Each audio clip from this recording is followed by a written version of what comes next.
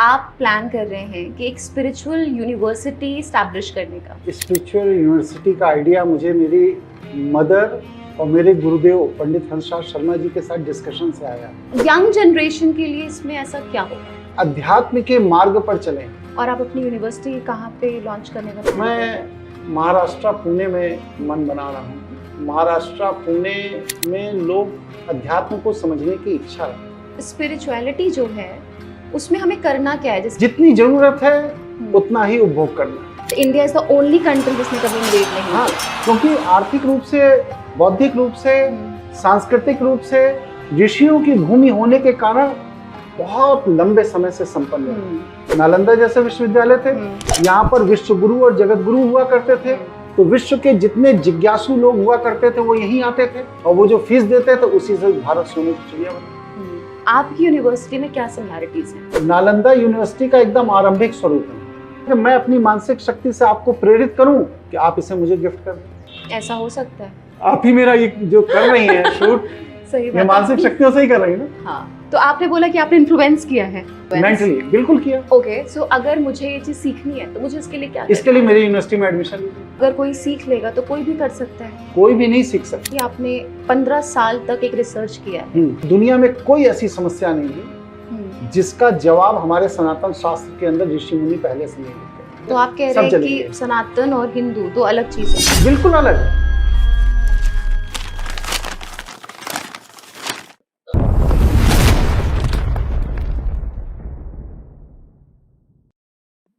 Manifestation क्या है? Manifestation करने का सही तरीका क्या है? क्या हमें पता है? Are you stressed?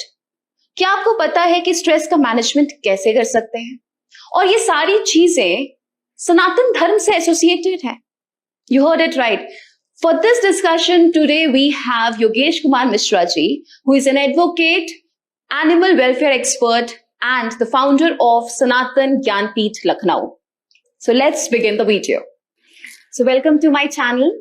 So we were talking about कि आप प्लान कर रहे हैं कि एक स्पिरिचुअल यूनिवर्सिटी एस्टैब्लिश करने का. So I really want to know कि ये स्पिरिचुअल यूनिवर्सिटी एस्टैब्लिशमेंट का आइडिया कैसे आया और आपको क्या ऐसी इंस्पिरेशन क्या मिलेगी? आपको लगा कि okay this is a time कि हमें एक ऐसी यूनिवर्सिटी बनानी चाहिए which is more towards spirituality, और यंग जनरेशन के लिए इसमें ऐसा क्या होगा? पहली बात तो ये है कि स्पिरिचुअल यूनिवर्सिटी का आइडिया मुझे मेरी मदर और मेरे गुरुदेव पंडित हंसराज शर्मा जी के साथ डिस्कशन से आया। क्योंकि मेरी माँ हमेशा कहती थी कि लोग इतनी भक्ति करते हैं, राम की पूजा कर रहे हैं, कृष्ण की पूजा कर रहे हैं, देवियों की पूजा कर रहे हैं, इतने मंदिर बने, सब बने, इसके बाद भी किसी के व्यक्ति के जीवन का संघर्ष कम नहीं है। तो जरूर कहीं ना कहीं कोई ऐसी कमी है जो व्यक्ति पकड़ नहीं पा रहा है और उसके जीवन का संघर्ष कम नहीं हो रहा है। तो इस पर मैंने जब अपने गुरुदेव से बात की, पंडित हंसराज शर्मा जी से, तो उन्होंने कहा कि ये जो भक्ति की जाती है ये एक मनोरंजन है, क्योंकि धर्म के जो 10 लक्षण हैं उसमें भक्ति नहीं आती। तो उनका कहना है कि मनोरंजन करने से जीवन का संघर्ष कम नहीं होगा। अगर हमको जीवन का संघर्ष कम करना है तो हमें अध्यात्म की ओर बढ़ना पड़ेगा। तो ये हुआ कि भाई अध्यात्म की ओर बढ़ने के लिए क्या करें? क्योंकि विश्व के किसी भी विश्वविद्यालय में आध्यात्मिक शिक्षा नहीं दी जाती। और उन्होंने मुझे ये भी कहा कि जो कथावाचक हैं ये राम की कथा सुनाते हैं, कृष्ण की सुनाते हैं, शिव की सुनाते हैं और दूसरे देवी देवताओं की सुनाते हैं। कथा को सुनना एक अलग विषय है और किसी आइडियल का अनुकरण करना ये एक अलग विषय है। तो अनुकरण करने के लिए आपको मन से तैयार होना होता है। जब तक आप अनुकरण करने के लिए मन से तैयार नहीं होंगे तब तक आप किसी भी आइडियल का अनुकरण नहीं कर सकते। तो मेरे गुरुदेव ने मुझसे कहा कि आपको स्पिरिचुअल यूनिवर्सिटी की तरफ ध्यान देना चाहिए। लोगों को मन से तैयार करना पड़ेगा कि वो अध्यात्म को समझें और अध्यात्म के मार्ग पर चलें। सो अभी आप कह रहे हैं कि अध्यात्म के मार्ग पर चलें। सो अध्यात्म को एक यंग जनरेशन कैसे समझेगा? अध्यात्म एक साइंस है। अध्यात्म को वैसे ही समझा जा सकता है जैसे केमिस्ट्री को समझा जा सकता है। असल में अध्यात्म की एजुकेशन हमारे यहाँ नहीं है, पूरी दुनिया में इस समय नहीं हो रही है। हम लोग मैटेरियलिस्टिक वर्ल्ड की ओर भाग रहे हैं। हमको बड़ा मकान चाहिए, बड़ी गाड़ी चाहिए, बड़ा पैसा चाहिए। लेकिन आप देखिए जिन देशों में बड़ा मकान, बड़ी गाड़ी, बड़ा पैसा है, क्या उनका लाइफ पीसफुल है?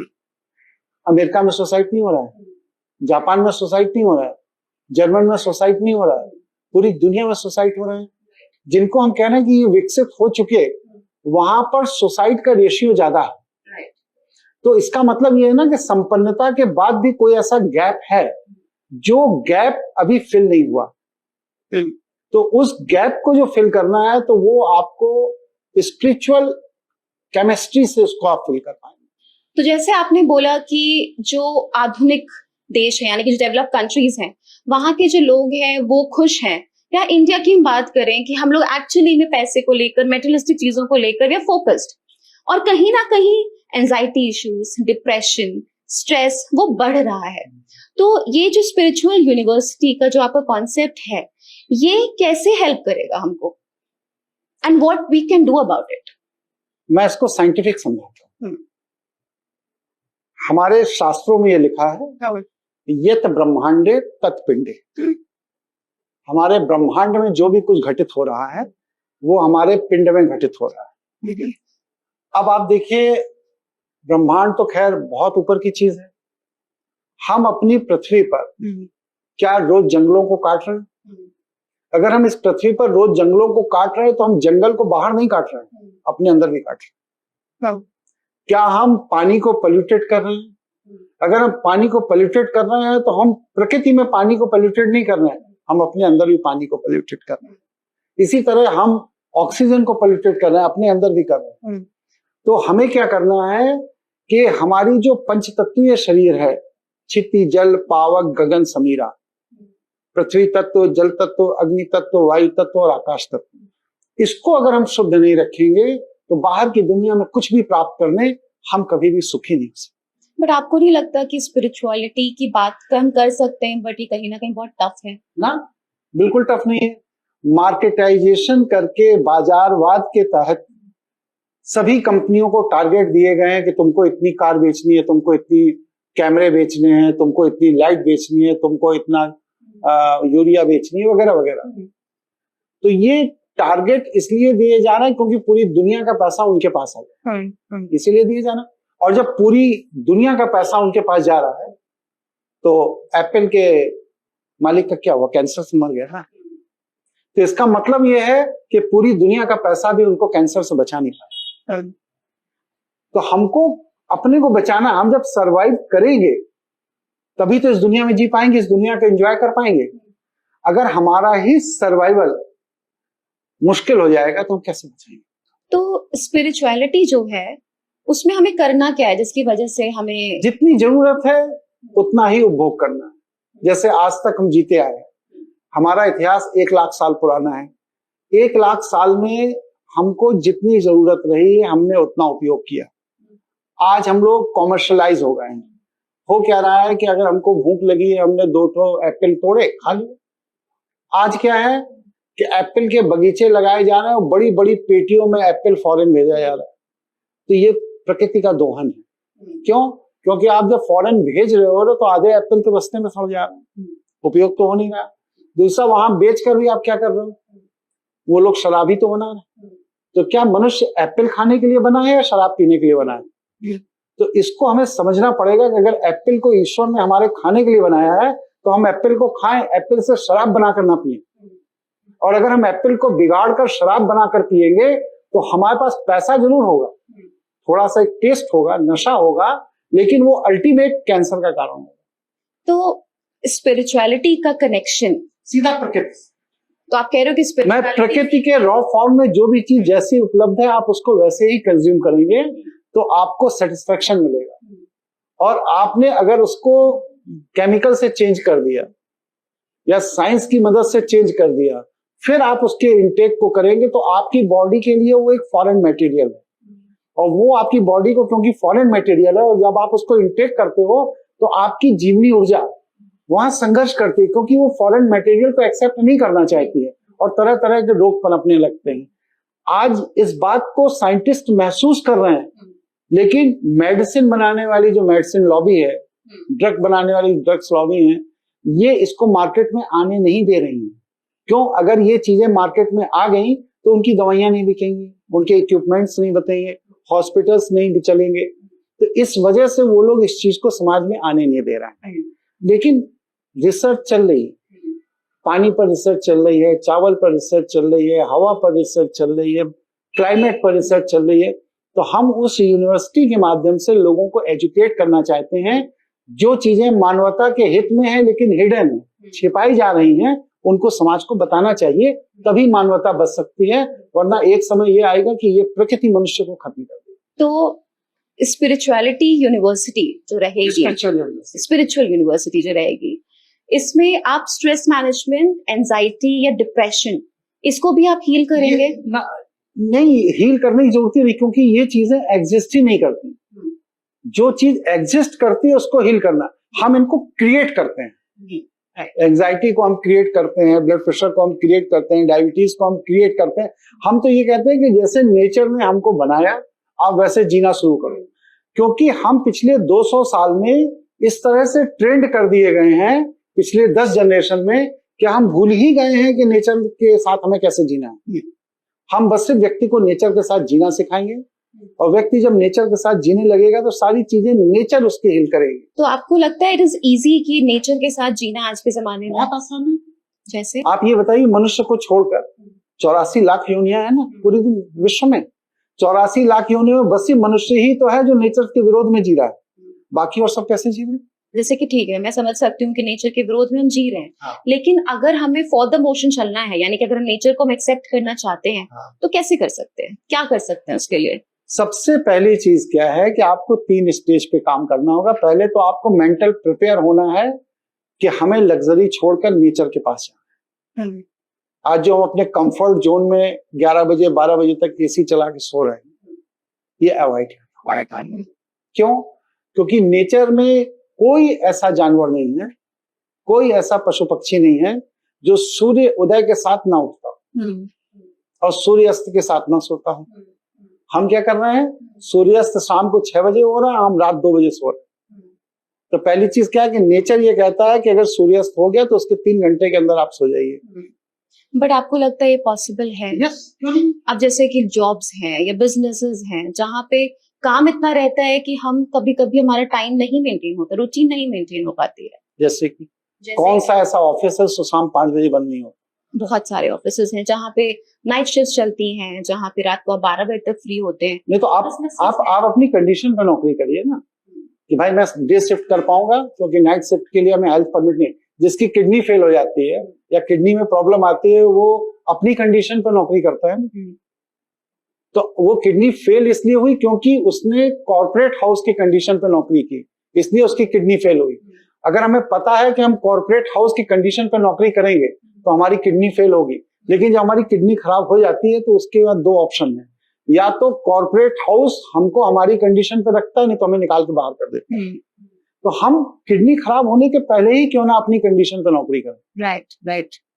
तो ये कब आएगा? जब आपके अंदर कॉन्फिडेंस होगा। कॉन्फिडेंस कब आएगा? जब आपको ये विश्वास होगा कि इस नेचर ने आपको इस काम के लिए बनाया है। राइट।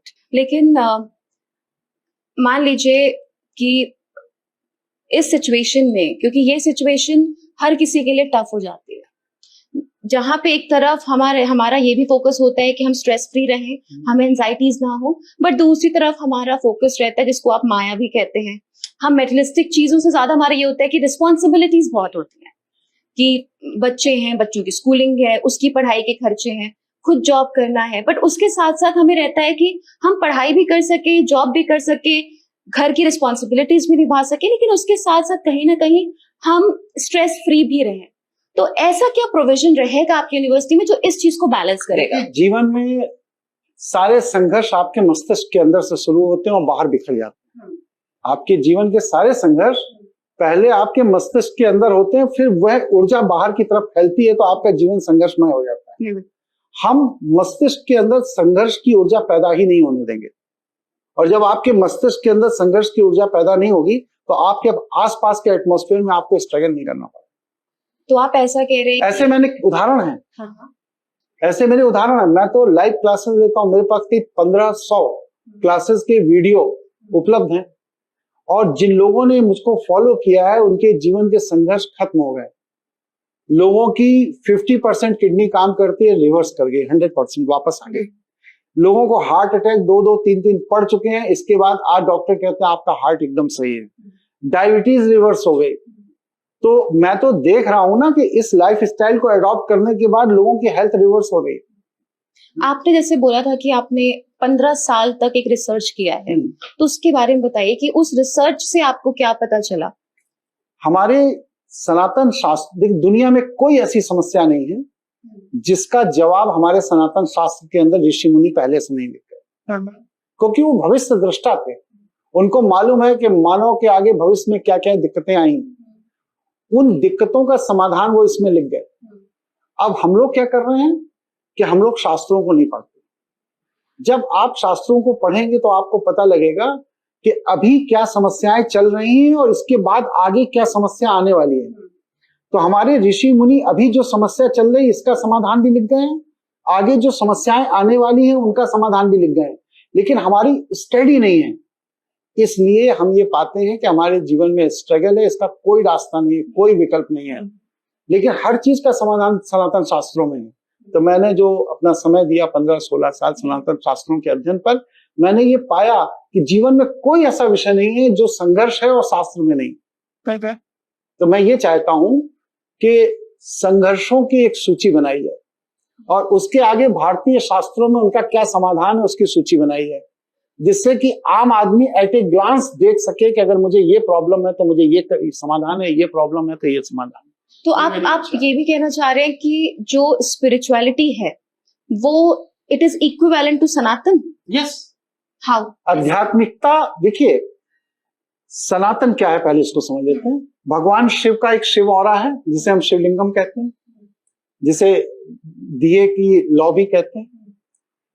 ये हमारे ब्रह्मांड के केंद्र में मौजूद है शास्त्र के अनुसार। तो शिवलिंगम में सभी जीव जंतु, पशु पक्षी, वनस्पति, हम आप सभी वहां पर ऊर्जा रूप में विद्यमान है। कैसे? अपने अहम के साथ। अहम माने अपने सुधार के लिए, अपने एक आइडेंटिफिकेशन के साथ, अपने परिचय के साथ। लेकिन होता क्या है कि जब आदमी की वृत्ति जो है वो जल की तरह है। आदमी जब भी गिरेगा तो ऊपर से नीचे की तरफ गिरता है। अगर उसे स्वतंत्र छोड़ दीजिए तो आदमी विकारों की तरफ भागता है। लेकिन उसको ऊपर ले जाने के लिए एक आध्यात्मिक ऊर्जा लगती, तब व्यक्ति उधरमुखी होता है। यहाँ पर क्या है कि जब शिवलिंगम में ऊर्जाएं अपने पतन की तरफ बढ़ने लगी तो अहम के साथ विकार आके जुड़ गया, और जब अहम के साथ विकार आके जुड़ गया तो ये दोनों मिलकर अहंकार हो गया। अहम, विकार, अहंकार, तो ये अहंकार हो गया। और जब अहंकार ज्यादा बढ़ा शिवलिंगम में तो वहां संघर्ष शुरू हुआ। संघर्ष शुरू हुआ तो भगवान शिव की जो दिव्य ऊर्जा है उन्होंने ऐसे विकृत लोगों को सिस्टम के बाहर कर दिया। अब ये हुआ कि भाई विकृत लोग सिस्टम के बाहर तो हो गए, लेकिन इनका शोधन कैसे होगा? तो इसके लिए शिव पुराण के अनुसार भगवान शिव ने अपने शिव तत्व से एक कण निकाला। तो सुई की नोक के 1 करोड़वें अंश से भी छोटा जो शिव तत्व है, जब उसमें शिव ऊर्जा का प्रवेश हुआ तो वह शिव तत्व का विस्तार हुआ तो उसमें एक विस्फोट हुआ जिससे ये अखिल ब्रह्मांड की। अब इस ब्रह्मांड को हमारे भगवान शिव ने एज ए प्रशिक्षण स्थल निर्मित किया, और सारे वह ऊर्जाएं जो अहंकार में डूबी हुई थी उनको कह दिया कि तुम जाओ और इस प्रशिक्षण स्थल में जाकर के अपना सुधार करो। और ये उन्होंने किसको दिया? काल को। काल ने क्या किया कि इस पूरे ब्रह्मांड की संरचना को कार्य और कारण की व्यवस्था के तहत संचालित किया। और यहाँ का इंचार्ज किसे बनाया? माया को। तो माया क्षेत्र में कार्य और कारण की व्यवस्था के तहत जो प्रकृति की व्यवस्था चल रही है, यही सनातन नियम। इसका धर्म से भी कोई लेना देना नहीं। जैसे उदाहरण देता हूं, आप फर्स्ट फ्लोर से कूदिए तो आप जमीन पर ही गिरेंगे, आकाश में नहीं जाएंगे। ये सनातन नियम। जैसे अग्नि जल रही है, आप हाथ डालिए तो आपका हाथ जल जाएगा। ये सनातन नियम है। उसके लिए हिंदू डालेगा तो भी जलेगा, मुसलमान डालेगा तो भी जलेगा, सिख डालेगा तो भी जलेगा, ईसाई डालेगा तो भी तो जलेगा, आप कह सब रहे हैं जलेंगे। कि सनातन और हिंदू दो अलग चीजें हैं, बिल्कुल अलग है, ये एक चीज नहीं। ना ना, ये एकदम अलग है। सनातन नियम जो प्रकृति के द्वारा बने हुए हैं, इन सनातन नियमों में हमारे ऋषियों ने प्रकृति के सूत्रों को ढूंढा, जिसे हमने कहा मंत्र। तो वो प्रकृति के सूत्रों को ढूंढा और उन सूत्रों पर उन्होंने रिसर्च किया, इसीलिए उनको कहा गया मंत्र दृष्टा ऋषि। ऐसा ऋषि जिसने मंत्र को ढूंढ के निकाल दिया। उस मंत्र का उन्होंने एक संग्रह बनाया जिसे हमने वेद कहा, और वह वेद से जो जीवन शैली निर्मित हुई वो हिंदू। तो सनातन प्रकृति की व्यवस्था है, इससे हमारे ऋषियों ने एक जीवन शैली को निकाला, मंत्रों को निकाला, सूत्र को निकाला, और वो जो सूत्रों को निकाला उनको उन्होंने कहा हिंदू, हिंदू धर्म। धर्म से अब आप देखिए बहुत आसान है, समझिए, इति धार्यति च धर्म, हम जिसको धारण कर ले वो धर्म। तो इसका मतलब ये है ना कि मार्केट में हम जो चीज खरीद ले वो मेरी है, लेकिन जो हमने खरीद लिया उसके अलावा क्या चीजें मार्केट में नहीं है ना। इसका मतलब जो मैंने धारण किया वो मेरा है, धर्म है। लेकिन अगर मैंने किसी चीज को धारण नहीं किया तो क्या वो समाज में चल नहीं रहा है? चल रहा है, और वो सनातन है ना। मतलब अगर मैं बात करूं कि हिंदुइज्म, फिर we have Muslims, we have Islam, वही मैं कह रहा हूं ना कि वो नियम जो है वो है, मौजूद है, लेकिन हमने धारण नहीं किया क्योंकि हम हिंदू हैं। लेकिन ईसाई ने धारण कर लिया, मुस्लिम ने धारण कर लिया, पारसी ने धारण कर लिया, यहूदी ने धारण कर लिया। तो उन्होंने जिन नियमों को हमने धारण किया उसके अलावा दूसरे नियमों को उन्होंने धारण कर लिया, तो वो उनका धर्म है क्योंकि उन्होंने उसे धारण किया। ये हमारा धर्म है क्योंकि हमने इसे धारण किया। अब हमें वो पसंद नहीं था इसीलिए हमने नहीं धारण किया। अब जिसने उसको पसंद कर लिया, जिसने उसको धारण कर लिया, अब उसके धारण कर लेने के कारण वह व्यक्ति हमें पसंद नहीं। इसका संघर्ष पूरी दुनिया में चल रहा है, ठीक है ना। तो ये जितनी भी चीजें हैं, चाहे वो इस्लाम में हो, चाहे क्रिश्चियनिटी में हो, चाहे यहूदियों में हो, चाहे पारसियों में हो, जो 350 के लगभग धर्म हैं, ये सारे के सारे धर्म उसी प्रकृति, उसी सनातन से निकले। लेकिन उसका एक हिस्सा हमने एक्सेप्ट कर लिया, बाकी को हमने रिफ्यूज कर दिया, और जो हमने रिफ्यूज कर दिया वो दूसरे ने कर लिया, क्योंकि कोई भी ऐसी सनातन विधा नहीं है। अब अपने जैसे आप दर्शन को देख लीजिए, दर्शन में 6 दर्शन है जो ईश्वरवादी है, 3 दर्शन है जो नास्तिक है। लेकिन नास्तिक और आस्तिक का मतलब ये नहीं है कि अनीश्वरवादी।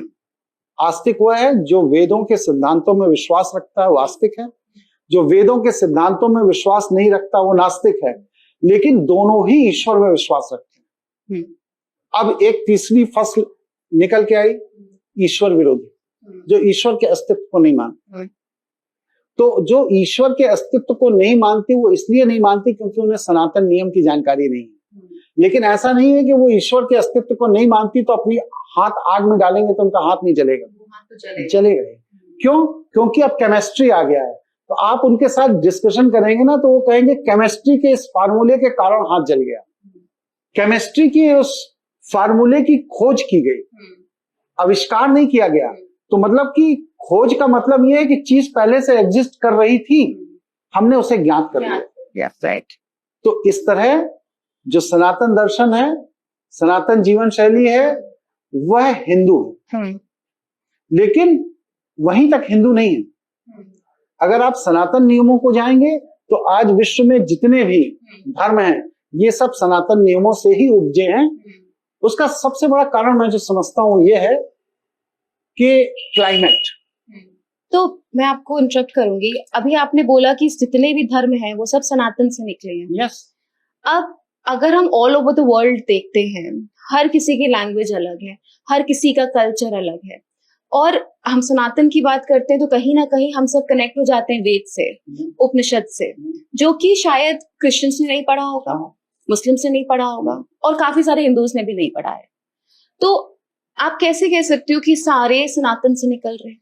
भाई इसलिए कल्चर अलग है, हाँ, यस, मैं बता रहा हूँ ना, क्लाइमेट का फर्क है ना। अब आपके यहाँ इतनी नदियां हैं, इतने पहाड़ हैं, इतने पर्वत हैं, संपन्नता 10,000 साल से है। रामचंद्र जी रथ से चलते थे, पुष्पक विमान उड़ा करते थे। और यीशु मसीह अभी 2000 साल पहले हुए, और जब वो यरूशलेम में अपने राजा से मिलने गए तो गधे पे बैठ के गए, और जबकि हम तो 10,000 साल से रथ से चल रहे हैं। तो हमारे यहाँ संपन्नता है। आज भी सऊदी अरब अब जब से पेट्रोल खोज लिया 70-80 साल से, तब से वहां संपन्नता दिख रही है, वरना रेगिस्तान ही था। तो आपकी वेदों से निकली जो संस्कृति है वो संपन्नता के बीच पनपी और पैदा हुई और बड़ी हुई है। वहां की जो संस्कृतियां हैं वो अभाव में पैदा हुई हैं और अभाव में ही पनपी। इसलिए वहां की संस्कृति में लूट को स्वीकृति है, माले गनीमत, लूट लो और बांट लो। इसलिए वह संस्कृति हमारी संस्कृति से मेल नहीं करती। तो इसलिए क्या ज्यादातर इन्वेड्स जो हुए थे वो वेस्ट से तरफ से हुए, जैसे कि ब्रिटिश, उनके पास था ही नहीं। But India is the only country जिसने कभी इन्वेड नहीं किया। इसलिए क्योंकि आर्थिक रूप से, बौद्धिक रूप से, सांस्कृतिक रूप से, प्राकृतिक रूप से, सैद्धांतिक रूप से ये ऋषियों की भूमि होने के कारण बहुत लंबे समय से संपन्न रही। और क्योंकि ये संपन्न थी, यहाँ तक्षशिला और नालंदा जैसे विश्वविद्यालय थे, यहाँ पर विश्व गुरु और जगत गुरु हुआ करते थे। तो विश्व के जितने जिज्ञासु लोग हुआ करते थे वो यहीं आते थे, और यहाँ आते थे तो यहाँ आकर वो फीस देते थे, और वो जो फीस देते थे उसी से भारत सोने की चिड़िया बनी।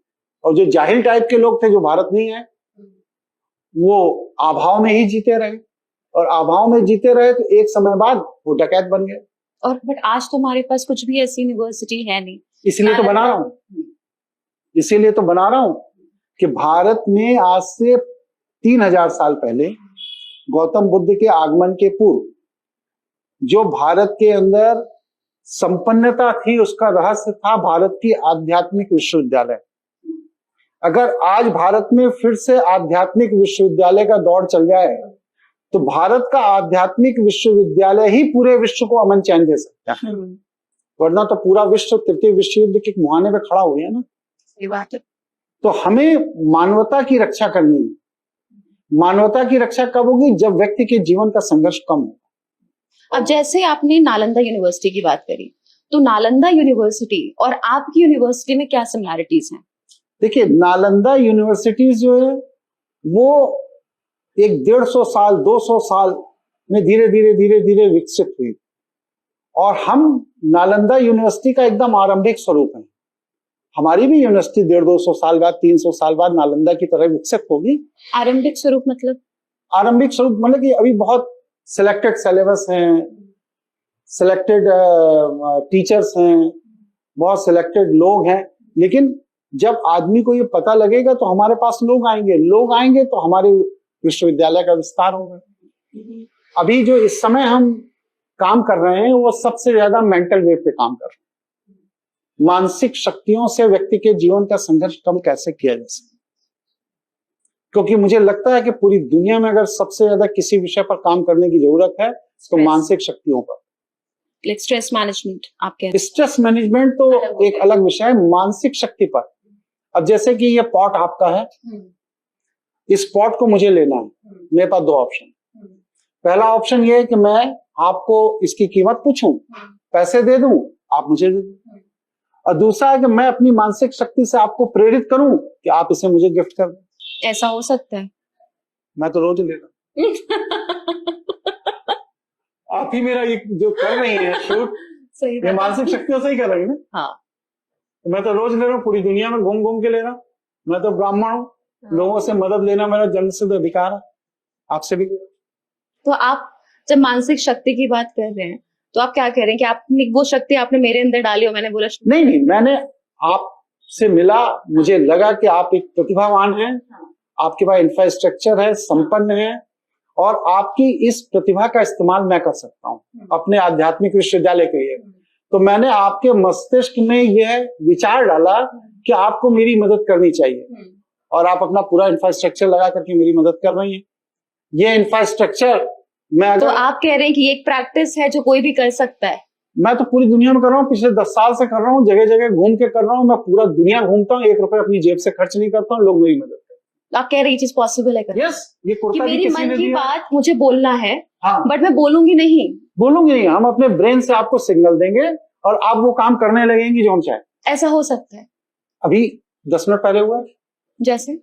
आपकी इच्छा थी कि हम लोग बाहर आउटडोर शूट करें। हाँ। मैंने आपसे कहा कि इंडोर करेंगे। हाँ। आपने कहा नहीं, हम आउटडोर करेंगे। हाँ। हमने कहा ये मेरा निर्णय है कि आप इंडोर करेंगे। आप इंडोर बैठेंगे कि नहीं? बैठे हैं। बस ऐसे ही होती तो आपने बोला कि आपने इन्फ्लुएंस किया है, मेंटली इन्फ्लुएंस। मेंटली बिल्कुल किया। तो ओके, सो अगर मुझे ये चीज सीखनी है तो मुझे उसके लिए क्या? इसके लिए मेरी यूनिवर्सिटी में एडमिशन लीजिए। तो आप वहां पे सिखाएंगे, जैसे हाँ। क्या चीज सिखाएंगे इसको लेकर? कुछ नहीं, इज पहले इट लाइक मेडिटेशन? ना नॉट मेडिटेशन, कुछ नहीं। देखिए, जैसे पूरी दुनिया के सारे पेड़ अंदर अंदर रूट्स में एक दूसरे से जुड़े हुए हैं, चाहे वो लखनऊ का पेड़ हो चाहे कनाडा का पेड़ हो, सब अंदर अंदर एक दूसरे से जुड़े हैं।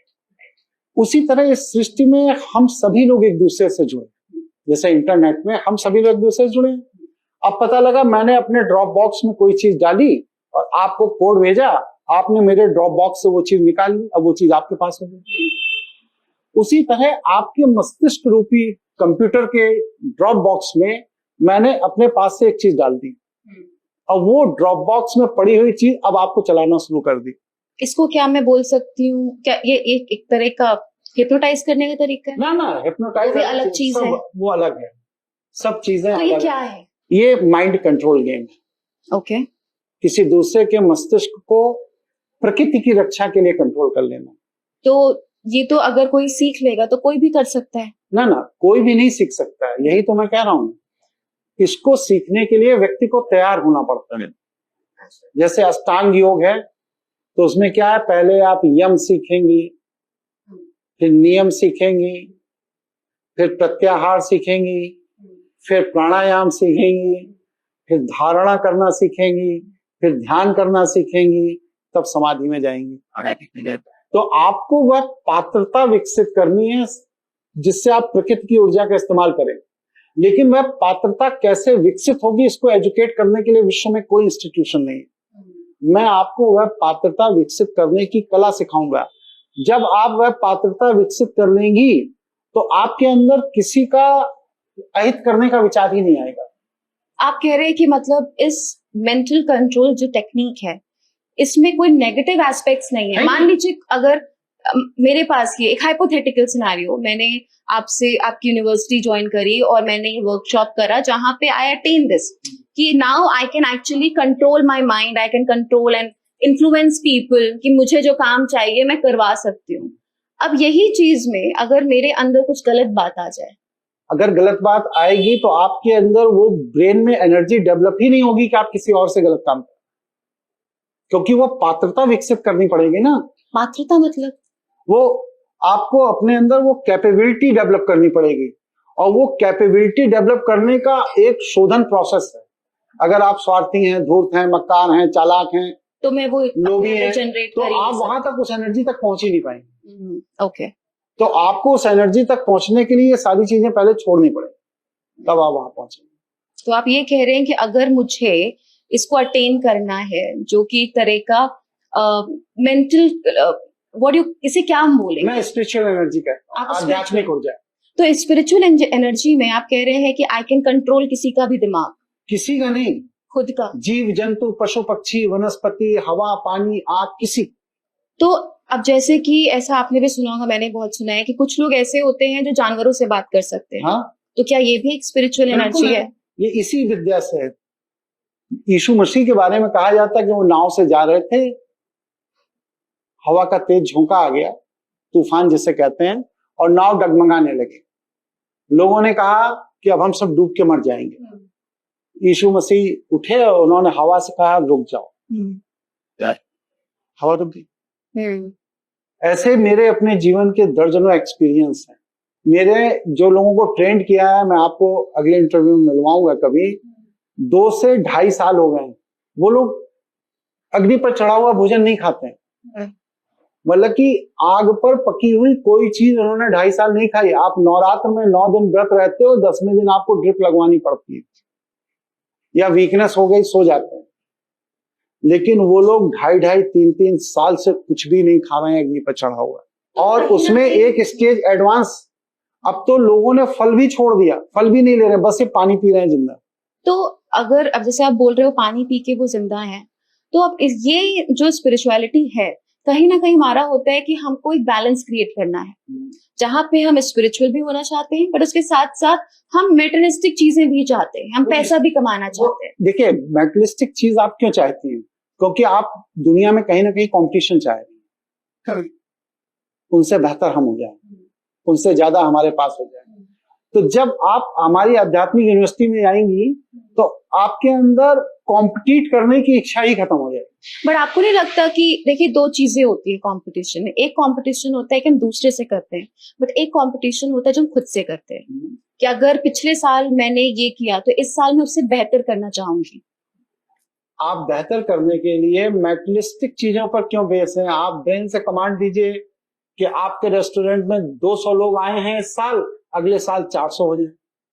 ब्रेन का कमांड गया, आदमी दूसरी जगह जा रहा है लेकिन गली में घूम कर आकर आपके यहाँ बैठ गए, अब 400 लोग हो गए। फिर उसके अगले साल कमांड दिया कि भाई 400 नहीं, अब 1200 होने चाहिए, तो 1200 की भीड़ हो गई। और आप कह रहे हैं ये सारी चीजें करना पॉसिबल है, और ये आपकी यूनिवर्सिटी से किया लोग सीख जाता सकते है। हैं। मैं करता हूँ, लोग सीख रहे हैं, कर रहे हैं, निजी जीवन में उसका प्रयोग कर रहे हैं, हो रहा है लोगों के साथ। लोगों की किडनी रिवर्स कर रही है, हार्ट रिवर्स। तो आप कह रहे हैं कि अगर मेरे हेल्थ इश्यूज हैं कुछ, हाँ, किसी के किडनी प्रॉब्लम है, हार्ट प्रॉब्लम है, आप कह रहे हो कि ये सब कुछ मेंटली कनेक्टेड। माइंड से मेंटल वेव को अगर आपने कंट्रोल करना सीख लिया तो आपको किसी मेडिसिन की जरूरत नहीं है। सारी चीजें मस्तिष्क के हार्मोन से कंट्रोल्ड है और उसी के कंट्रोल से सारी चीजें ठीक हो जाती। कम से कम 500 केस मैं आपको दे सकता हूं, नाम पता एड्रेस दूंगा, आप इसको क्रॉस चेक करिए। एक दिल्ली का ही केस है कि एक 15 साल के बच्चे को पैरालिसिस हो और उसकी माँ, जैसे स्कूल बैग आप लाद पीछे लेते हैं, वैसे अपने बच्चे को अपनी पीठ पर लाद के हॉस्पिटल घूमती थी। 24 लाख रुपए मार्केट से कर्ज लेकर उसने इलाज कराया। सारे डॉक्टरों ने लिखा एक्यूट पैरालिसिस। इसके बाद वो केस हमारे पास आया और आप ताज्जुब मानेंगी, मैं लखनऊ में हूँ, पेशेंट दिल्ली में है और 48 घंटे में उसका पैरालिसिस ठीक हो गया और वो बच्चा फुटबॉल का बेस्ट स्टूडेंट। आप कह रहे हैं कि ये चीज आपने अपनी मेंटल वेव से किया है। ऐसे सैकड़ों केस हैं, एक दो नहीं, सैकड़ों। पैरालिसिस रिवर्स हो गया लोगों का, हार्ट के ब्लॉकेट खुल गए लोगों के। तो अब आप जब ये मेंटल वेव की बात कर रहे हैं, तो इसको मैं स्पिरिचुअलिटी से कैसे कनेक्ट करूं? क्या ये एक तरह का मेडिटेशन है? क्या एक तरह का त्याग आपको करना पड़ेगा, चीजें छोड़नी पड़ेंगी? क्योंकि आपने सब कुछ नहीं छोड़ा है। मैंने कुछ भी नहीं छोड़ा। आपकी लाइफ काफी बैलेंस्ड भी है। हाँ। तो अगर किसी को ये लाइफ चाहिए जो एक बैलेंस लाइफ है, आप काम भी कर रहे हैं और आप स्पिरिचुअली कनेक्टेड भी हैं, अगर कोई ये करना चाहता है तो क्या ये इजी है या ये बहुत डिफिकल्ट है? क्या आप ये चीज लोगों को सिखा सकते हैं? आप ये बताइए, मोबाइल पर बात करना कितना इजी है? ऐसे ही ईश्वर से बात करना बहुत इजी है, लेकिन इस मोबाइल से ईश्वर से बात नहीं होगी।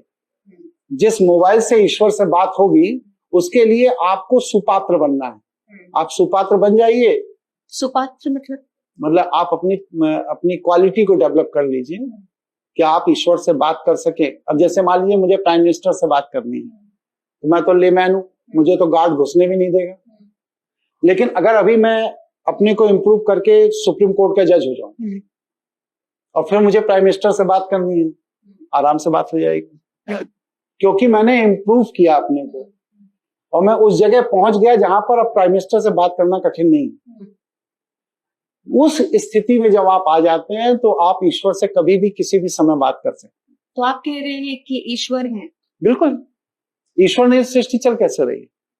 अगर हम देखिए स्पिरिचुअलिटी की बात करते हैं तो बात एक आती है एनर्जीज की, या आप कह लीजिए ओमकार, किसको कहते हैं, ओम शब्द, इट्स अबाउट एनर्जी।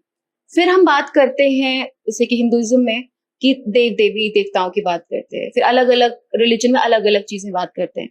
तो जो लोग ज्यादातर लाइक कॉस्मोस में या कितनी जो यंग जनरेशन है, जब वो स्पिरिचुअलिटी की बात करती है तो किसी देवी या देवता की बात नहीं करती, वो बात करती है एक एनर्जी की। तो क्या ये एनर्जी है? क्या आप किसी देवी और देवता से कनेक्ट करते हैं? नहीं, देवी देवता जिस एनर्जी से देवी देवता बने हैं हम उसी एनर्जी की बात, और ये एनर्जी क्या है? नेचर, नेचर की एनर्जी। आप ये बताइए कि ये प्लांट बढ़ रहा है, आपने गमले में एक मिट्टी में डाल दिया, अब इस प्लांट को बढ़ने में नेचर बढ़ा रही है या कोई देवी देवता बढ़ा रहा है? नेचर पर हम पानी डालते हैं। नहीं, पानी आप इसलिए डाल रही क्योंकि आप गमले में रखे हैं, आप इसको बाहर मिट्टी में गाड़ दीजिए, अपने आप बढ़ जाएगा। अब उसे कोई कहे कि जीसस बढ़ा रहे हैं, कोई कहे महावीर जी बढ़ा रहे हैं, कोई कह रहे बुद्धा साहब बढ़ा रहे हैं, ये आपकी इच्छा है, कहते रहिए, लेकिन वास्तव में नेचर बढ़ा रहा है। तो आप कह रहे हैं कि वो जो एनर्जी की बात करते हैं वो एनर्जी नेचर है? नेचर है, जिस नेचर ने सृष्टि को बनाया उस नेचर ने हमको बढ़ने और घटने दोनों की शक्ति दी। तो आप कह रहे हैं spirituality is nothing but the nature? Nature, तो नेचर की जो एनर्जी है वही स्पिरिचुअलिटी।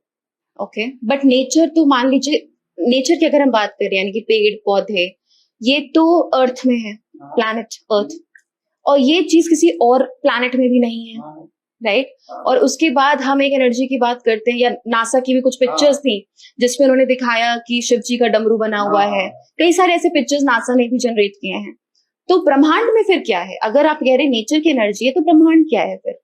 ब्रह्मांड एक ऊर्जा का, समझिए कि जैसे आप ये करते हैं सर्वर, ओके, गूगल का अपना सर्वर है, फेसबुक वालों का अपना सर्वर, जहां पर डाटा स्टोर होता है। ओके, तो ये जो हमारा अंतरिक्ष है ना, ये ईश्वर का सर्वर है, सारे डाटा इसमें पड़े हुए हैं। आपको सही कीवर्ड दबाना, सही पासवर्ड लगाना है, डाटा ट्रांसफर हो जाएगा। तो आप कह रहे हो सही कीवर्ड लगाने यानी कि मैनिफेस्टेशन? क्या ये तरह का मैनिफेस्टेशन करने से ये अलाइन हो जाता है? ना, ये जितने भी शब्द आप बोल रही हैं, ये शब्द उन लोगों के इजाद किए हुए हैं जो स्पिरिचुअलिज्म को मार्केट में बेचते हैं। ओके, इसलिए उन्होंने तरह तरह के शब्द बना लिए, तरह तरह की चीजें बना ली, तरह तरह के कोर्स बना लिए। मैं ऋषिकेश के, तो वहां एक सज्जन थे, वो स्पिरिचुअल क्लासेस लेते थे, बात चल पड़ी, तो कहने लगे मैं 15 दिन में भगवान का दर्शन करा देता हूँ। ओके, हमने कहा तब तो आप तो रोज ही करते होंगे। जब आप मेरे जैसे पापी मूर्ख इंसान को 15 दिन में दर्शन करा देते हैं तो आप तो रोज ही करते होंगे, सुबह दोपहर शाम रात, डिनर ब्रेकफास्ट सब करते हैं। वो चुप हो गए, उठ के चले गए, नाराज हो गए। तो बात क्या है कि वो आपसे ये कह रहे हैं कि मैं ईश्वर के दर्शन करा देता हूँ, लेकिन क्या उन्होंने खुद कर लिया? और अगर खुद कर लिया तो फिर अब उन्हें कोर्स चलाने की जरूरत क्या? अब तो उन्हें मुक्त हो जाना चाहिए ना। तो इसका मतलब ये है कि वो ठग है, भगवान के नाम पर दूसरे को ठग रहे हैं। और ऐसे ही ठगों ने सनातन धर्म, सनातन संस्कृति, सनातन ज्ञान के वैल्यू को खत्म कर दिया। ओके, इनसे बच जाएंगे तो हमारा हिंदू धर्म बचा रहेगा। तो आप क्या कह रहे हैं कि मैनिफेस्टेशन होता है या नहीं होता है? होता है, लेकिन जो तरीका बताया जा रहा है समाज में वैसे नहीं होता। तो सही तरीका क्या है? वो हम यूनिवर्सिटी में पढ़ाएंगे, थोड़ा सा ब्रीफ। बिल्कुल बताते हैं। बच्चा जन्म लेता है, माँ के गर्भ में उसका पोषण एक नाल से होता है, उस नाल से हमारा नाभि स्थल जुड़ा रहता है और उससे बच्चे का विकास होता रहता है, पूरा बॉडी बन के तैयार हो जाती है। अभी व्यक्ति तालाब में जाता है, डूब जाता है, फेफड़ों में पानी भर जाता है, आदमी मर जाता है। माँ के गर्भ के पानी में क्यों नहीं डूब के मर जाता? अगर पानी में डूबने से ही आदमी मरता है तो माँ के गर्भ में भी तो पानी में तैर ही रहा, हाथ पांव चला रहा है, वहां भी थक रहा है, परेशान हो रहा है, कुछ कर रहा है, तो माँ के गर्भ में उसे मर जाना चाहिए ना डूब के। वह कौन सी ऊर्जा है जो उसे बताती है कि माँ के गर्भ में इस तरह से तुम अपनी जीवन रक्षा कर सकते हो? कोई ऊर्जा बता रही ना उसे वहां पर।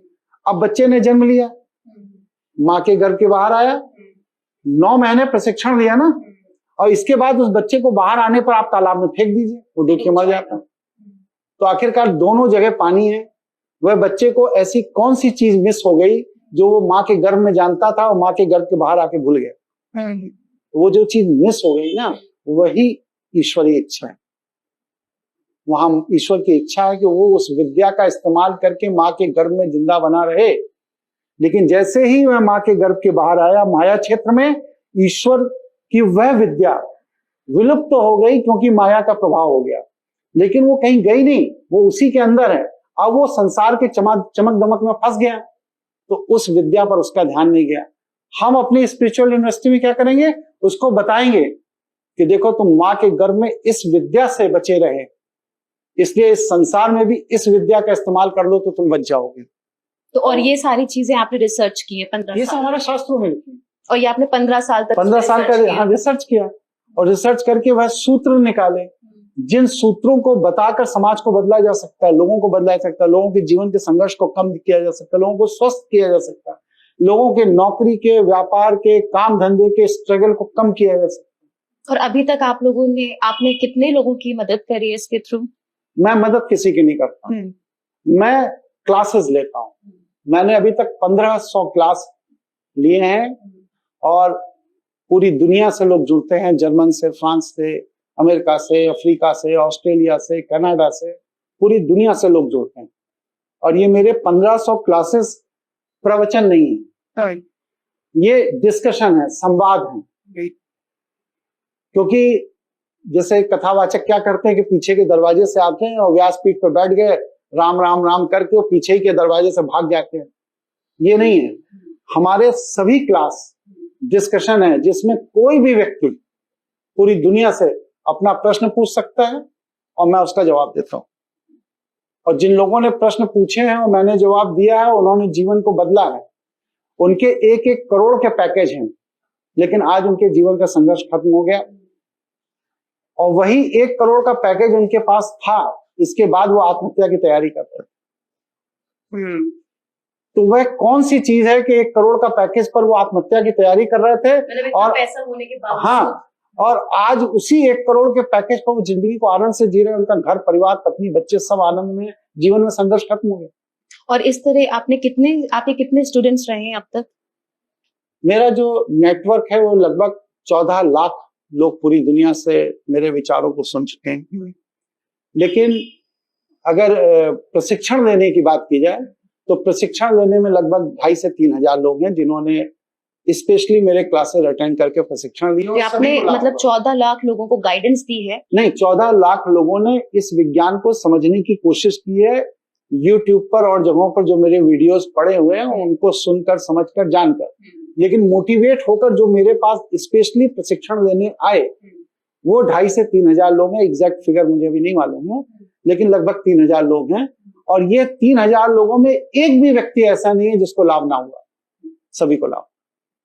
तो अब जैसे कि आपकी यूनिवर्सिटी में, इसको मैं बोल सकती हूँ, it's a kind of workshops, जिसमें हाँ कह सकते हैं। यस। तो अगर मान लीजिए मुझे आपकी यूनिवर्सिटी ज्वाइन करनी है, तो इसमें बहुत सारे लोग हैं, कई सारे लोग ऐसे हैं कि वो आपकी यूनिवर्सिटी आएंगे ज्वाइन करने के लिए कि वो बहुत स्ट्रेस्ड आउट हैं, फाइनेंशियल प्रॉब्लम्स हो सकती हैं, या बहुत पैसे हैं उसके बावजूद काफी स्ट्रेस्ड आउट हैं। कुछ ऐसे लोग होंगे कि सब कुछ है, टाइम नहीं है। तो किसी भी तरह के लोग आपकी यूनिवर्सिटी से कैसे जुड़ सकते हैं, और आपका उनकी फीस कितनी रहेगी, कितने ड्यूरेशन का कोर्स रहेगा, या कैसे रहेगा? मेरे सारे क्लासेस सैटरडे और संडे इवनिंग होते हैं 8 से 10:30। डिजिटल होते हैं, पूरी दुनिया में इंसान अपने घर से बैठ के जुड़ सकता है। ओके। उसे यहाँ आने की जरूरत नहीं है। इनिशियल जो बेसिक साधनाएं हैं वो मैं ऑनलाइन ही बताता हूँ। ओके। आप अपने घर पर उस बेसिक साधना को कीजिए। करने के बाद अगर आपको लगता है कि मेरे जीवन का संघर्ष कम हुआ, अब मुझे एडवांस स्टेज की साधना में जाना चाहिए, तो आपको यूनिवर्सिटी आने की जरूरत है, अन्यथा नहीं। और जो मतलब मेरे यहाँ चार्ज 0 बैलेंस पे चलता है। 0 बैलेंस माने टोटल जो कॉस्ट है, जितने लोगों ने एडमिशन लिया उसमें वो पैसा बांट दिया जाता है, और वो जो पैसा बढ़ जाता है उसमें जो लोग पेमेंट दे देते हैं उसी से उनके क्लासेस हो जाते हैं। मैं उसमें से कोई निजी तौर से पैसा लेता नहीं। तो अगर मुझे ज्वाइन करना है, हाँ, तो मैं कितनी फीस उसमें पे करूंगी? मैं समझता हूँ कि 4-5 हजार रुपए महीने। और वीकली क्लासेस रहेंगे इसके? ये भी 2 दिन, मतलब कि महीने भर में 10 क्लास हो जाएगा। 10 क्लासेस, और ये पूरा स्पिरिचुअलिटी के ऊपर रहेगा? ये डिस्कशन है, क्लास नहीं। क्लास में टीचर पढ़ाता है, यहाँ हम पढ़ाते नहीं है। यहाँ पे आप क्वेश्चंस के आंसर्स देंगे। हाँ, यहाँ पर आप आएंगी, जैसे आप कहेंगे कि मैं ये हूँ, वो हूँ, वो हूँ। अब मुझे इस जगह स्ट्रगल महसूस हो रहा है, तो मैं उन 200-250 लोगों के सामने आपके उस स्ट्रगल का कारण बताऊंगा और उससे कैसे मुक्त हो सकती हैं आप, कैसे निजात पा सकती हैं, वो तरीका बताऊंगा, उसकी साधनाएं बताऊंगा।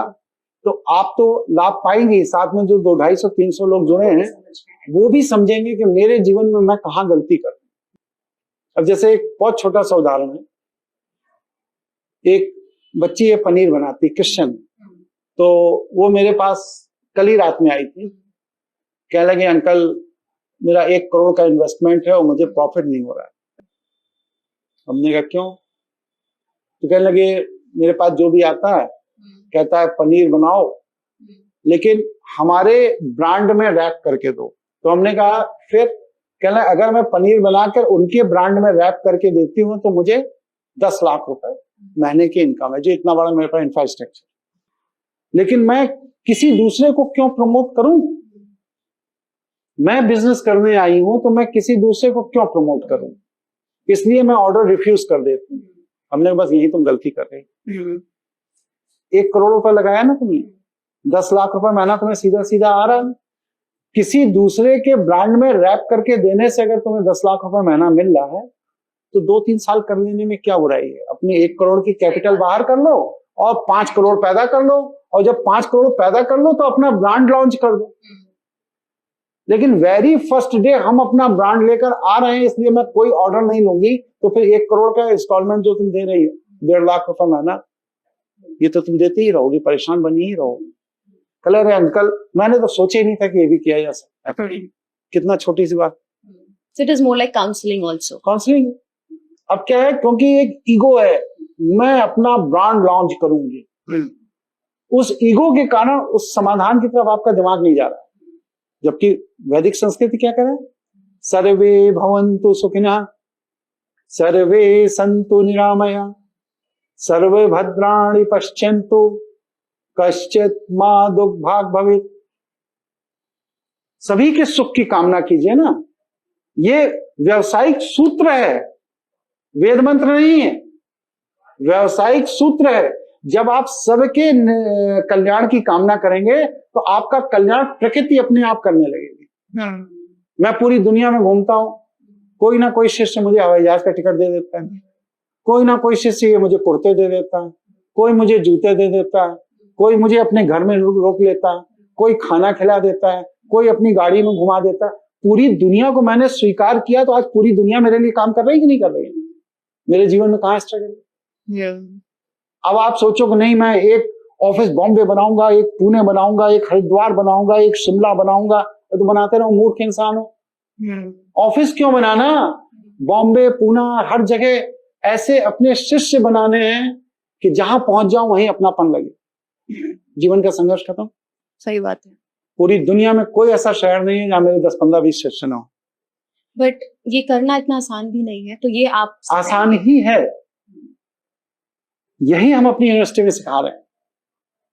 अभी आप थाईलैंड होके आई, कम से कम 10 लाख रुपए खर्च किया होगा आपने। मैं थाईलैंड जाऊंगा तो 10 लाख कमा के आऊंगा, क्योंकि वहां कोई मेरा शिष्य मुझे रखेगा, खिलाएगा पिलाएगा और 100-200 लोगों को आध्यात्मिक चर्चा कराएगा, उसकी फीस दिलवाएगा। आप पैसा दे के आएंगे, हम पैसा लेके आएंगे। यह है ईश्वर की ऊर्जा। तो आप जैसे कह रहे थे कि आप एक मेंटल वेव से कनेक्शंस भी बना लेते हैं। बिल्कुल बना लेते हैं। मुझे जिससे बात करनी हो, जिसको अपने हिसाब से जोड़ना हो, मैं ईश्वर से प्रार्थना करता हूँ, उसी का फोन मेरे पास आ जाता है। This something very interesting and it is possible. और ये सारी चीजें आप अपनी यूनिवर्सिटीज में बताएंगे? ये सारे ट्रिक्स, सारी चीजें, सारी बातें। सो एक तो आपका हो गया कि अबाउट मेंटल वेव्स, और भी क्या चीजें रहेंगी इस यूनिवर्सिटी में? इनिशियल स्टेज पर यही, क्योंकि जीवन का संघर्ष यहीं से खत्म होगा। फिर जब एडवांस स्टेज पर आते हैं तो हम नेचर को कैसे कंट्रोल कर सकते हैं। अभी तो मनुष्य को कर रहे हैं ना। जैसे आपकी ये बिल्ली है, इसको मैं अभी वेव दे दूं तो इतना जोर जोर से रोने लगेगी कि आपको पिंजरा खोलकर उसे प्यार करना पड़ेगा, वो इरिटेट हो जाएगी। अभी मैं बैठे बैठे 2 मिनट उसको देख लूं, इरिटेट हो जाएगी। इरिटेट है, मैं 2 मिनट उसको देख लूं, शांत होकर सो जाएगी। आपको मुझे डिस्टर्ब करना है, मैं उसे इरिटेट कर दूंगा, सब काम छोड़ के आप बिल्ली को ही अपने हाथ फेरती रहेंगे क्योंकि आप डिस्टर्ब होंगे। और वही मुझे आपको सपोर्ट करना है। आप बिल्ली की वजह से कोई काम नहीं पा रहा है, मैंने कहा सो जा, वो सो गई, आप अपना काम कर लो। ये है mental. Isn't it a little scary also? But this is nice. But आपने ये बोला कि इसमें कोई भी नेगेटिव एस्पेक्ट्स नहीं है। होते ही नहीं है। Unless and until आप खुद को क्लीन नहीं करोगे, आप इस पोजीशन तक पहुंच ही नहीं पाओगे। It is all about spirituality.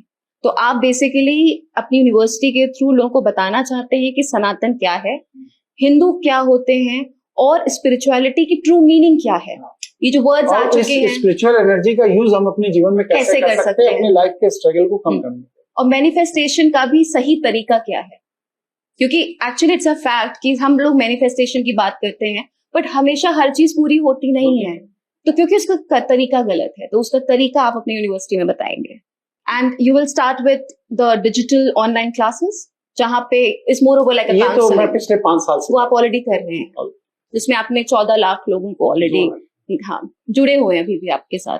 और आपके जो स्टूडेंट हैं वो 2 से 3 हजार, लगभग 3,500। हाँ, 3,500 स्टूडेंट है जो मेरे यहाँ से प्रशिक्षण लेकर अपने जीवन को बदल चुके। तो अगर आज भी कोई आपसे जुड़ना चाहे बिल्कुल तो वो जुड़ सकता है। योगेश कुमार मिश्रा या सनातन ज्ञानपीठ इंटरनेट पर सर्च करिए, वहां मेरा तुरंत कांटेक्ट नंबर आ जाता है। आप मेरे ऑफिस में फोन करिए, बताइए मैं यहाँ से बोल रहा हूँ, जुड़ना चाहता हूँ।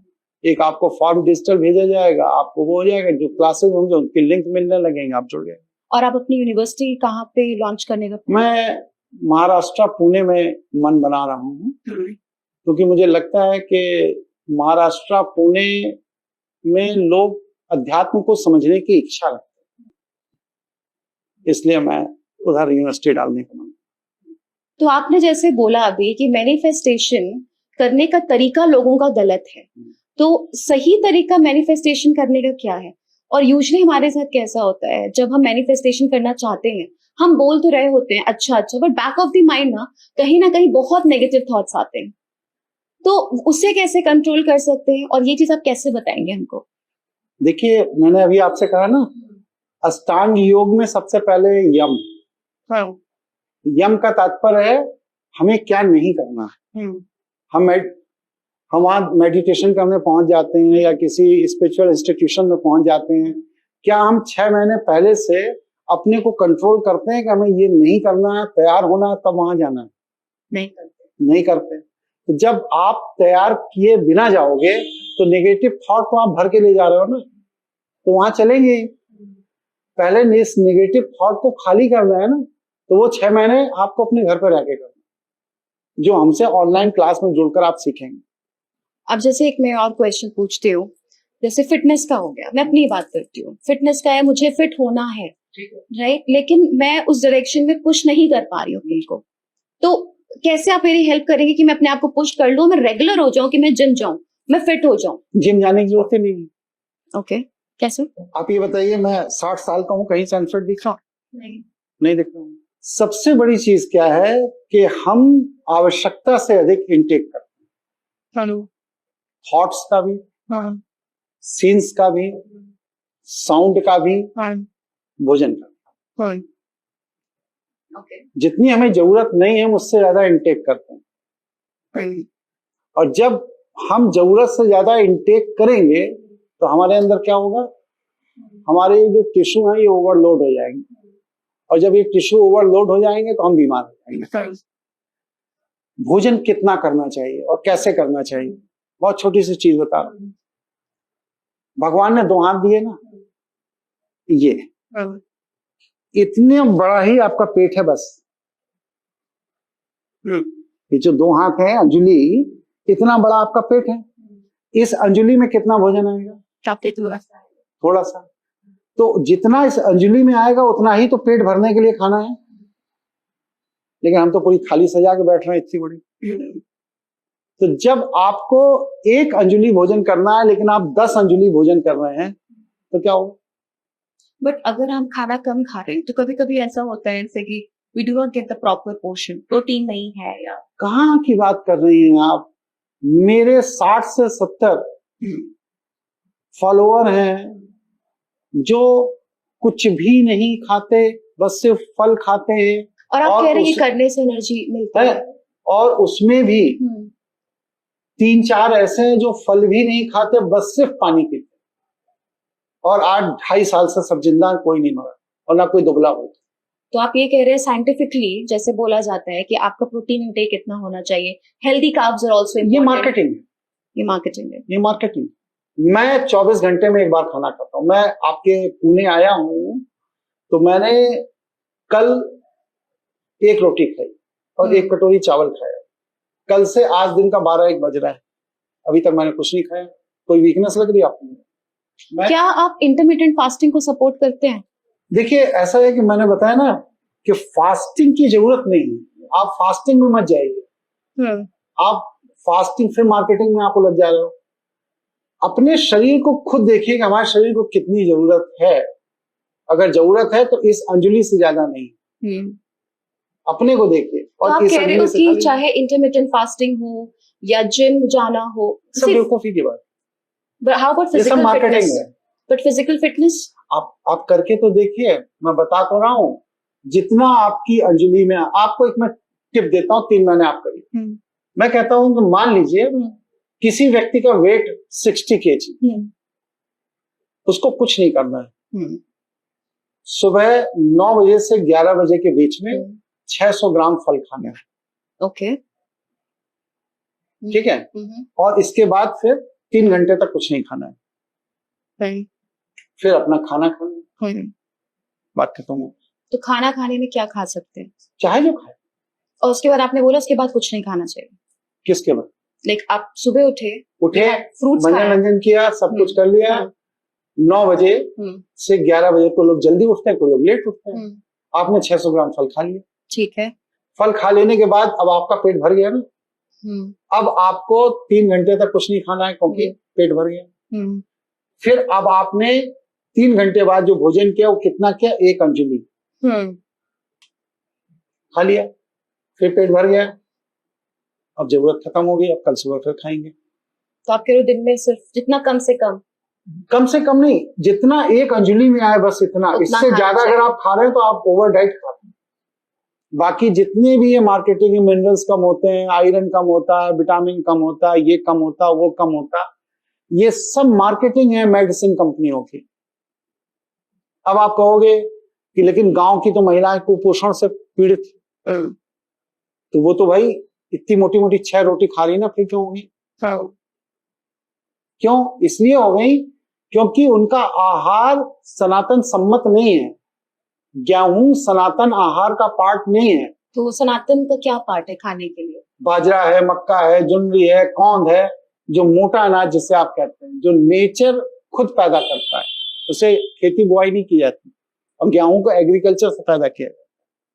अब तो लोग बाजरा मक्का भी एग्रीकल्चर से करने लगे, लेकिन वो चीजें नेचर खुद बनाता था। तो आप कहना चाह रहे हैं जो चीज नेचर खुद बनाता है आप उसको खाइए, उसको खाइए, वो आपका पोषण करेगा और आपके एक्स्ट्रा फैट शायद जो भी होता है वो सब निकाल के बाहर कर देगा, आपको स्लिम और ट्रिम कर। तो अगर हम चावल की बात करते हैं तो चावल भी तो एग्रीकल्चर होता है, राइस फार्मिंग होती है उसकी, तो वो खाना ठीक है?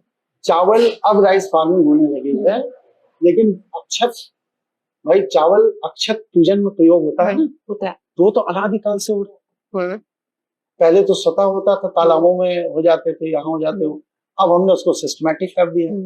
अब उसमें क्या है कि अब हम कहते हैं चावल कौन सा खाए जिसमें बढ़िया सुगंध हो। अब सुगंध वाला चावल मतलब ये है कि वो मॉडिफाई कर दिया गया है।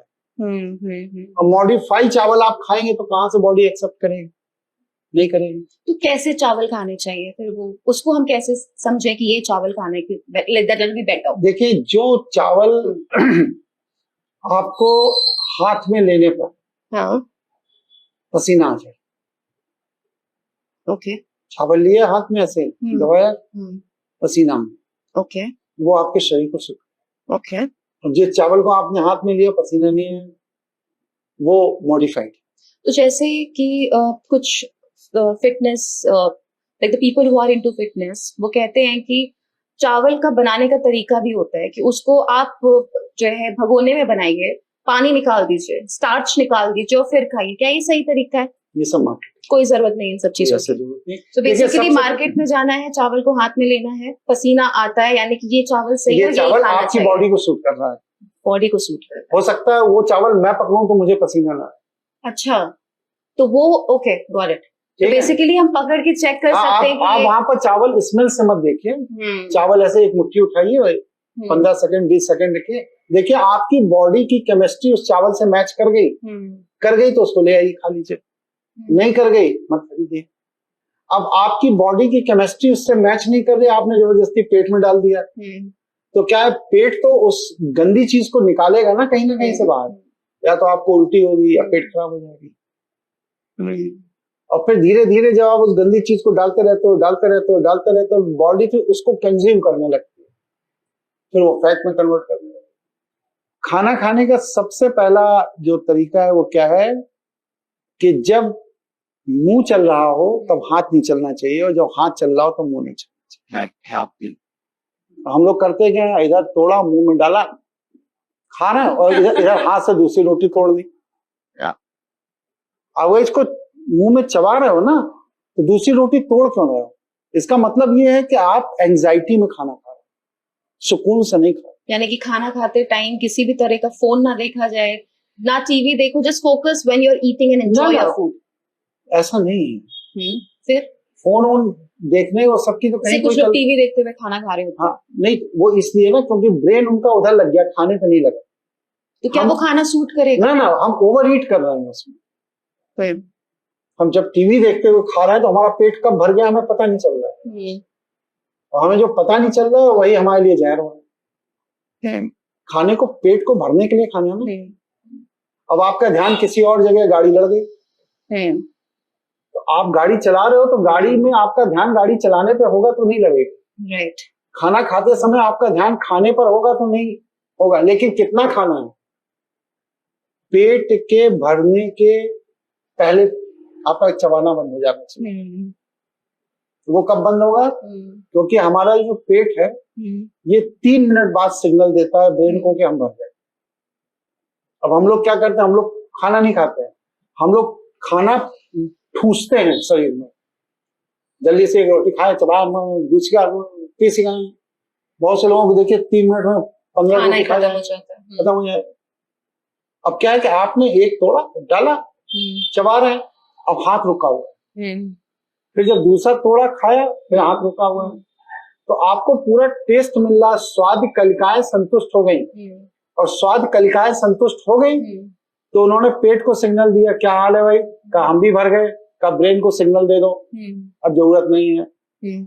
और हम लोग क्या है, हम लोग ब्रेन को सिग्नल दें, स्वाद कलिकाएं संतुष्ट हो, पेट भरे हुए का एहसास करें, ये ब्रेन को जब तक सूचना पहुंचती है तब तक हम 3 रोटी और खा जाते हैं। तो अगर मैं इसको समराइज करूं तो आप ऐसा कह रहे हो कि अगर आपकी मैं क्लासेस ज्वाइन करती हूँ तो ये सारी ब्रीफिंग, ये सारी इंफॉर्मेशन आपकी क्लासेस में अवेलेबल है, और ये लोग अपनी प्रॉब्लम बताते हैं, हम बताते हैं।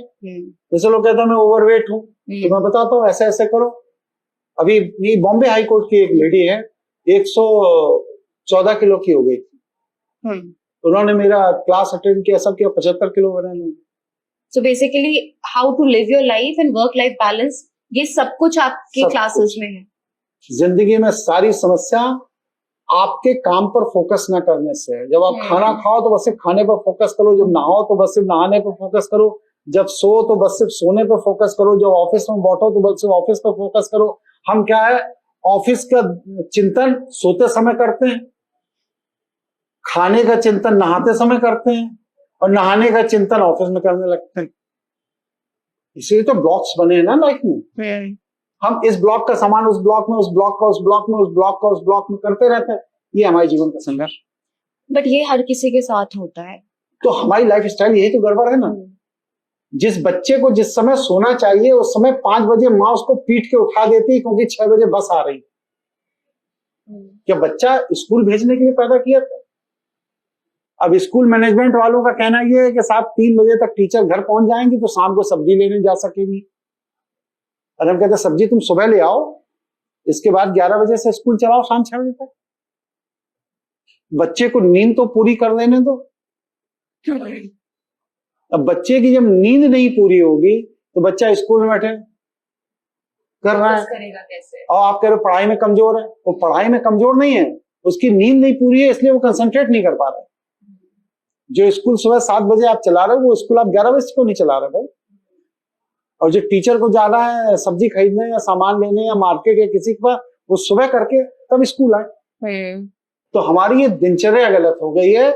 और अगर क्योंकि हम सपना सनातन के रूल्स कह लीजिए या हाँ। लाइफस्टाइल कह लीजिए उसे हम फॉलो नहीं कर रहे, और ये चीज आप प्रमोट करना चाहते हो, सबको बताना मैं चाहते हैं कहता हूँ करेक्ट वे कि ऑफ जब नींद आए तो पूरी नींद सो, जब भूख लगे तो बढ़िया खाना खाओ, और जब आपको भजन करने की इच्छा हो तो बैठ के भजन करो। Which means just live your life. Yes, जैसे जीना है वैसे जियो। मैं आपके साथ यहाँ बैठा हूँ, मुझे तो नहीं है कि सुप्रीम कोर्ट में 3 मुकदमे लगे हैं तो उसकी फाइलिंग हुई कि नहीं हुई, उसमें टाइप हुआ कि नहीं हुआ, पता नहीं स्टाम्प सही लगाया था क्लर्क ने नहीं लगाया, हम तो चिंता नहीं कर रहे, हम तो अभी आपसे डिस्कशन कर रहे हैं। और जब आपका डिस्कशन कंप्लीट हो जाएगा मैं उठूंगा तो मैं दूसरा डिस्कशन करूँ, और जब मैं सुप्रीम कोर्ट पहुंच जाऊंगा तो मैं आपकी याद नहीं करूंगा, क्योंकि अब मैं वहां का काम देखूंगा।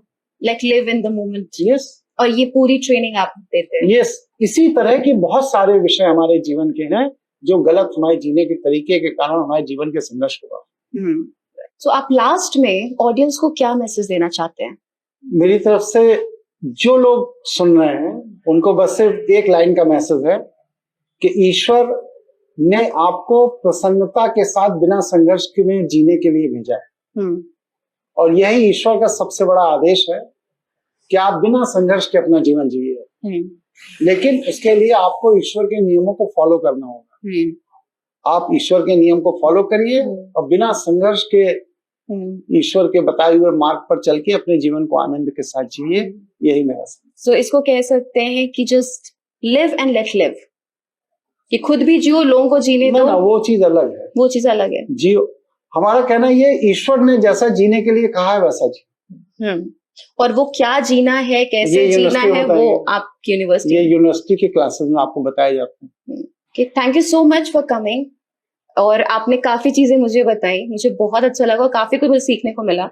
And I hope that people will also learn, and I'm looking forward to join your university and to actually see कि आपके workshop में क्या होता है। तो मैं तो पहली आपकी student बन रही हूँ, and I'm looking forward to it. So thank you so much for coming, और इतनी सारी information पास करने के लिए thank you so much.